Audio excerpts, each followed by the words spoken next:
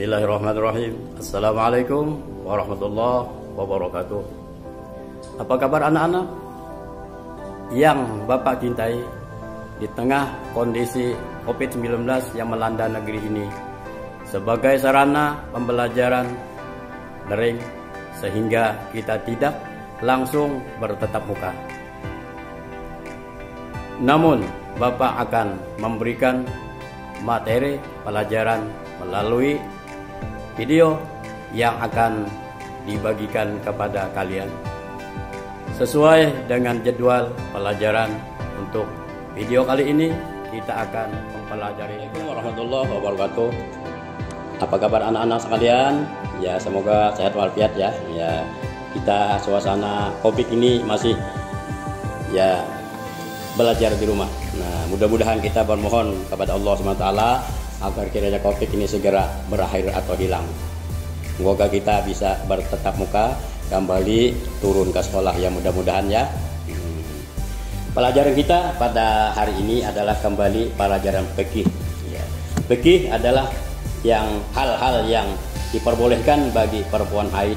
Kemudian yang berikut pelajaran yang lalu adalah hal-hal yang dilarang bagi perempuan haid. Ada ini dibolehkan. Hal-hal yang diperbolehkan bagi perempuan ketika haid adalah sebagai berikut. Pertama, zikir kepada Allah. Ya, zikir kepada Allah artinya mengingat Allah. Tidak ada larangan dari Al-Quran dan hadis untuk zikir kepada Allah Subhanahu wa ta'ala. Ketika haid boleh juga zikir ya. Cuma kalau waktu haid tidak boleh membaca Al-Quran, jangan membaca, menyentuhnya tidak boleh, apalagi memegangnya. Nah, kalau waktu haid. Tapi kalau membaca Al-Quran boleh waktu haid, tapi diniatkan membaca sholawat, bukan baca Quran. Kalau niatnya baca Quran ya tidak boleh, ya haram hukumnya. Nah, jadi supaya ketahui tidak boleh. Oh, jar bapak boleh aja baca waktu haid. Nah, ini supaya tahu boleh aja, tapi hakikatnya bukan baca Al-Quran, membaca salawat atau membaca iya yang jelas bukan baca Al-Quran atau zikir aja kepada Allah SWT ya, supaya diingat. Zikir ini kan boleh. Nah, ketika haid sehingga ulang ya, tidak ada larangan dari Al-Quran dan hadis untuk zikir kepada Allah Subhanahu wa ta'ala ketika haid. Jadi kalau zikir tidak ada halangan Al-Quran, tapi kalau baca Al-Quran tidak boleh ya. Sehingga kita diperbolehkan berzikir ketika haid, boleh zikir, dan selawat boleh, tidak ada larangan. Tapi kalau baca Al-Quran tidak boleh.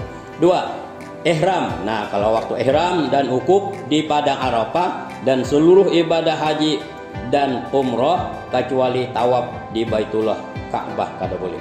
Tapi kalau ukuf boleh, tawaf kada boleh. Ya, kenapa tawaf kada boleh? Itu waktu melaksanakan haji atau umroh umpamakan, siapa tahu banyak rezeki ya. Nah, berangkat, kalau berangkat bawa bapaknya kan, bapak gurunya yang melajari supaya guru bahari melajari ya.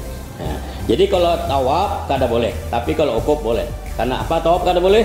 Karena tawaf itu di dalam Masjidil Haram. Nah, kada boleh ya. Kecuali tawaf di Baitullah. Tidak halal bagi wanita haid kecuali setelah suci dan mandi untuk melaksanakan tawaf. Nah, artinya kada boleh tawaf kecuali sudah bersih dan bermandi. Karena Rasulullah SAW bersabda yang artinya sebagai berikut: kerjakan apa yang dikerjakan orang berhaji, namun engkau jangan tawaf di Baitullah hingga engkau suci. Nah, jadi kada boleh suci. Kalau kada suci, jangankan haid, batal wudu aja kada boleh tawaf. Saya tahu lah.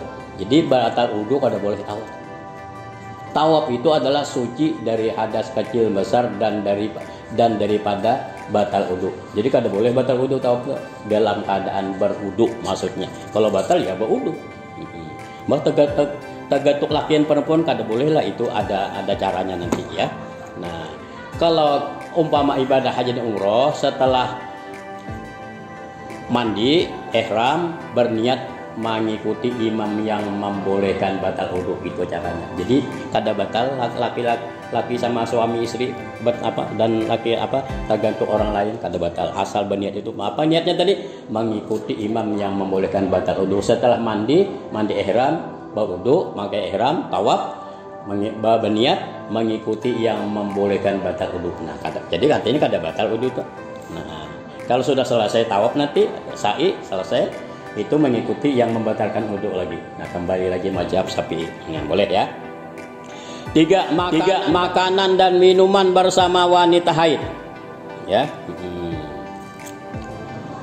Ucapan Aisyah radhiyallahu anha, ketika aku haid, kata Aisyah istri Rasulullah SAW, aku minum, kemudian aku memberikan segelas kepada Rasulullah SAW. Kemudian beliau meletakkan mulutnya di mulut gelas tersebut dan minum daripadanya.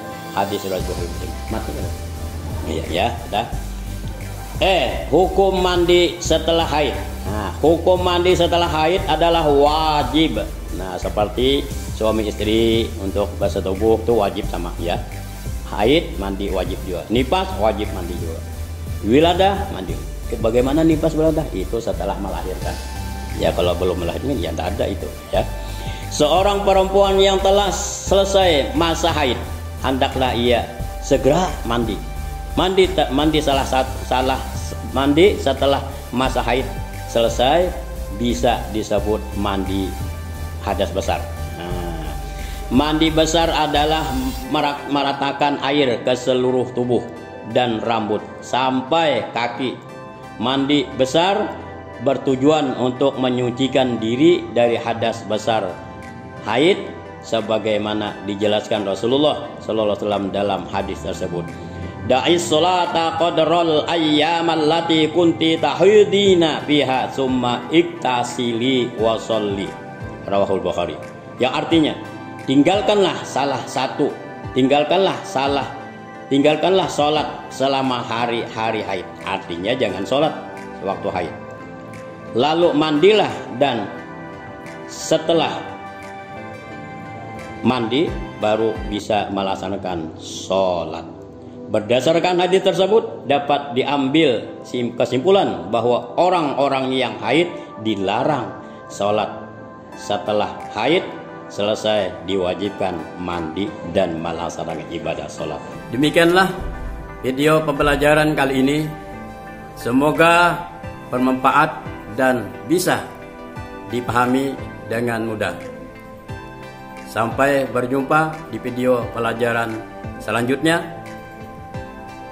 Wallahul muwaffiq ila aqwamit thoriq. Wassalamualaikum warahmatullahi wabarakatuh.